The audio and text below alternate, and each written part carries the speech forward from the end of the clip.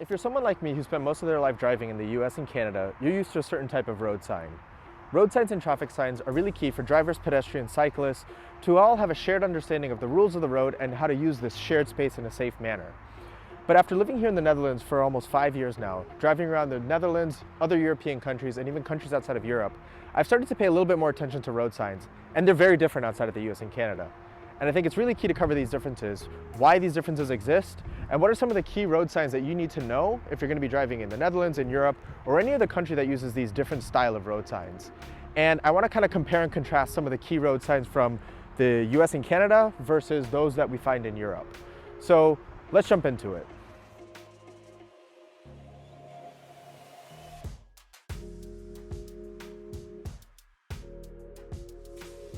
I remember the first time when I drove in Europe back in 2018. It was in Germany, and I remember there were a lot of things that were similar about driving here in Europe. You know, you're driving on the same side of the car, driving on the same side of the road, but there were a lot of big differences. Differences in the rules and regulations, but also big differences in the road signs. And I didn't do a lot of research before that trip as to what those road signs meant, and I was kind of Googling things on the fly when I was parking in a city. Where could I park? Where could I not park?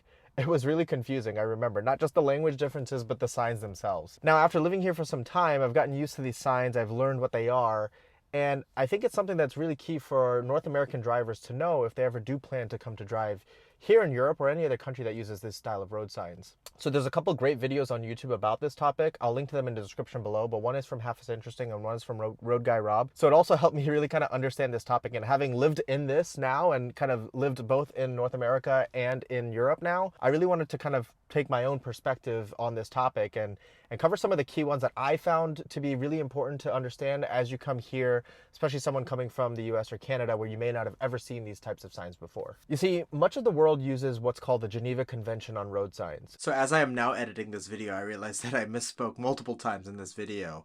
It's actually the Vienna Convention on road signs. The Geneva Convention is on road traffic. So apologies, it is the Vienna Convention on road signs. Geneva is something else. Swap your European cities. I'm sorry.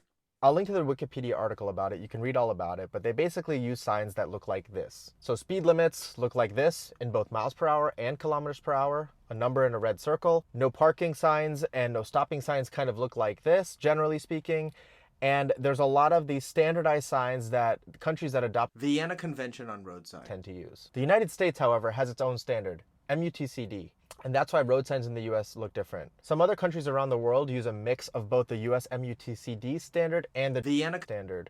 So countries like Canada, Indonesia, Australia, they use a mix of these. So you might see signs that look familiar from North America and signs that look different. I've been to these places and I can attest to the fact that it is a mix of both. So now I'm paying a lot more attention to road signs when I travel places. And recently I was in Panama and I noticed this difference as well. And you can see some of the examples here. One of the key things about Vienna Convention on road signs is that they should be quite easy to understand without having language or text around it. Remember, these signs are used in many different countries with many different languages, and even here within Europe, one country that borders the other speak different languages. So if you had road signs that used a lot of text, people wouldn't understand them as they travel between the countries. So it's really key to have common understanding of signs that don't use a lot of text. Unlike in the US and to some degree in Canada, I find that road signs there tend to have a lot of text. You have to often read what the message is, what the warning is, what the restriction is. While you can do that quite quickly if you speak English, if you don't speak English, you're kind of actually screwed because you may not be able to understand what those rules are. Now, don't get me wrong, there are signs here in the Netherlands, Germany, France, Italy that do have text on them. And sometimes it takes some Googling to figure out those, but at least the really critical standardized signs, you tend to know what they mean. No parking, no stopping, no entry, yielding to other traffic. These types of things are pretty standardized. Some of the signs in the Geneva Convention are pretty straightforward, and I think most drivers can figure out what they mean. But what I want to talk a little bit more about today are the signs that are not so straightforward, that if you've never seen them before, you may not understand what they mean. And these are the ones that I struggled with the most when I first moved here, but now I have a really good understanding. It's important to note that road design differs a lot in a lot of different countries, so the way these signs are used might be different, but at least you kind of understand what they mean. And you can do more research about them if you'd like to understand what are the rules when you see these signs. So of course, speed limit. Speed limit signs are pretty straightforward. They are usually in a red circle, with a number, and even if they're miles per hour or kilometers per hour, it doesn't usually specify, it's just a number. So it's something you should pay attention to. For example, if you're driving in the UK uses miles per hour, So if you see 30 in a red circle, that's 30 miles per hour. But in the Netherlands and many other countries, basically the rest of the world except for the US, kilometers are used. So you see the same number and you might see kilometers in that sign. One thing to note about speed signs, if you see a speed sign in a blue box, that is actually an advisory speed. So it's not a speed limit as the red circle with a number is, but it's actually a recommended or advised speed. So you might see these around corners, around long bends, or maybe an area with higher congestion. There's a recommended speed limit versus the actual legal speed limit. This is the reason why when you enter Germany, there's this country sign that tells you all of the standardized speed limits. And the speed limit for the Autobahn motorways is actually in a blue square because it's not officially a speed limit, it's actually an advised speed limit. Speaking about these standardized signs when you enter a country, I've noticed these a lot as I've driven through many European countries. So generally when you enter a border of another European country, you'll see the standardized sign. And this is because in many standard areas in a city or in a country, they have standard speed limits. So within built-up areas or within cities, it's a standard speed limit. Outside of built-up areas, on expressways and on motorways, that's what's depicted in these signs. So this is really key for you to understand.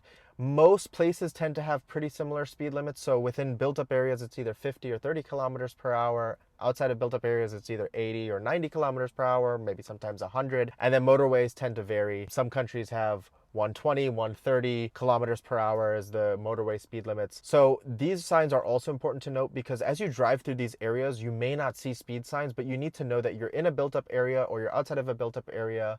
And that's a good segue into the next type of sign that you need to pay attention to. This next type of sign I noticed a lot when I was driving in Germany for the first time. So as you enter a small town or you enter a city, you might see the city name on a sign. And that actually indicates that you're entering a built-up area and a new standard speed limit applies.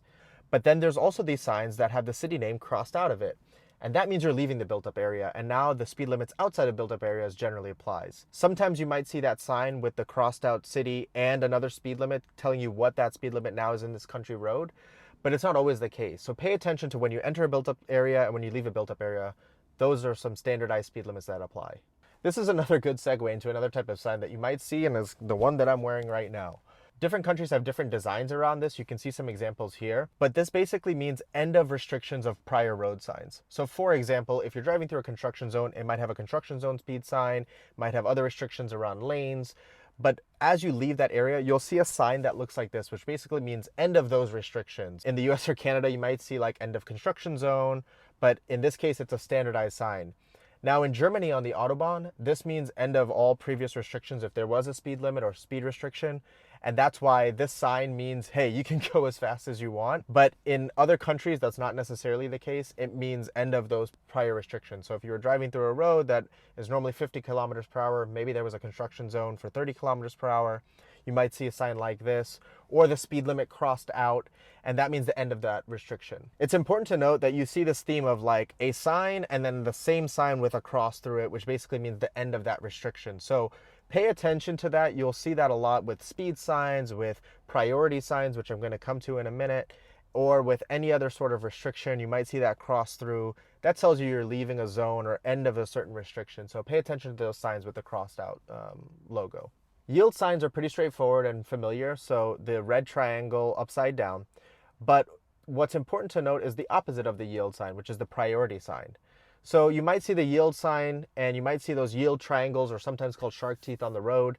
And that helps you indicate when you need to yield to traffic in the opposite direction. But on the flip side, traffic on the opposite direction also may have this yellow diamond sign. And that means you are in the priority road. You have priority over other drivers from other directions. So you might see this on a main road. As you approach an intersection, you'll see this yellow diamond. That means you're on the priority road. If the traffic light's not working or if there's no other traffic restrictions, you have priority and other drivers have to yield to you. So this is something really important to note. I've seen this really play a crucial role when traffic signals are out and there's nobody, controlling traffic. It's really helpful to know who has priority and who does not. The next sign I want to cover is one that may not be so straightforward and really confused me at first, but is really critical to understand. So it's no parking and no stopping. So blue circle with a red outline and either one slash which means no parking, or a blue circle with a red outline and an X slash or two slashes means no parking and no stopping. So you might see this on a road where people may be tempted to stop to unload, or a road where it looks like you could probably park, but they don't want people parking on one side or both sides, whatever the case is. You'll see these signs quite a lot in places that use Vienna Convention on Road Signs. no parking, no stopping. So really pay attention to these signs. In Germany, there's even more nuances. So take a look at these and take a look at some of the articles linked in the description below. But Germany has these signs with little arrows, which have very different meanings. So be sure to look into this if you're going to be driving somewhere with these types of signs. The next set of important signs that I want to cover are basically a category of signs. So anything that's in a red circle means that thing is not allowed, is forbidden, is prohibited, whatever the case is. If you're in that type of vehicle, you are not allowed past that sign. So if cars aren't allowed, you might see a car in a red circle. That means cars are not allowed in that direction behind that sign. You may often see this sign for bicycles or mopeds or tractors. That's also in this sign, meaning those types of vehicles are not allowed past that sign. So really pay attention to these signs. It's almost like a no entry sign. It means that type of vehicle is not allowed. So pay attention. Similarly, if you have a red circle with nothing in the sign, that basically means access to the road is closed on both sides. So for all types of vehicles, you can't pass through there. So it's almost the same as like road closed essentially, but pay attention to those signs. In some cases, you might see this with an exception. So when I started the video, you saw me next to this sign, except for bicycles and mopeds, you know, certain types of vehicles are allowed, but most of the time that means cars are not allowed through that direction. No entry or do not enter is pretty much the same type of sign as the US standard, so that's also important to know, but that one's pretty straightforward. The next type of sign are warning signs or advisory signs that are in a red triangle. So this means pay attention, be advised, you need to look out for these types of things. So the symbols for these signs are pretty straightforward. So cross intersection, maybe traffic lights, maybe a bridge, speed humps, different varieties, but just note that if something's in a red triangle, it means just pay attention for that type of thing. Don't be confused because sometimes you'll see this symbol with a bicycle or a pedestrian, especially around Amsterdam. That doesn't mean they have priority. It just means pay attention because even though you have priority, they may be crossing at the same time and you just need to pay attention for that. Here's another type of sign that probably doesn't really exist in North America, and this is a residential space or a shared space or living space type of sign. So this means that the space that you're about to enter with a car is also used by pedestrians, by kids playing. Take a lot of caution, go very slow. I've seen this a lot in Germany, France, and the Netherlands. Think about this as you need to pay a lot of attention to your surroundings in this space. Go very, very slow, very cautious. Shared space for cars and a living street for pedestrians and humans. This is just a sample, of course, and these are some of the key ones that I think are most important, especially as someone who moved here from North America and had to get used to these signs. There are many, many others. Like I mentioned, I would link to some videos and some articles in Wikipedia in the description below. If you ever plan to drive somewhere like Europe or anywhere that uses these signs, go check this out, do a lot of research. It's in everybody's best interest for your safety and the safety of others. So that's pretty much it. That's all I wanted to cover in this video. I hope you found the information useful. I know I would have loved to have this type of video before I had moved here or driven, in Germany for the first time. Just note that anytime you're going to drive somewhere else, it's really important to do some research, study the rules of the road. These are just road signs, which are very different, and this is, pretty helpful, but there are a lot of differences in the rules of the road in different countries. So do some research before you drive somewhere else. I hope you found this information useful. Let me know what you think in the comments below. Do you prefer the US MUTCD style signs? Do you prefer the Geneva Convention signs? What do you think of some of the pros and cons of either?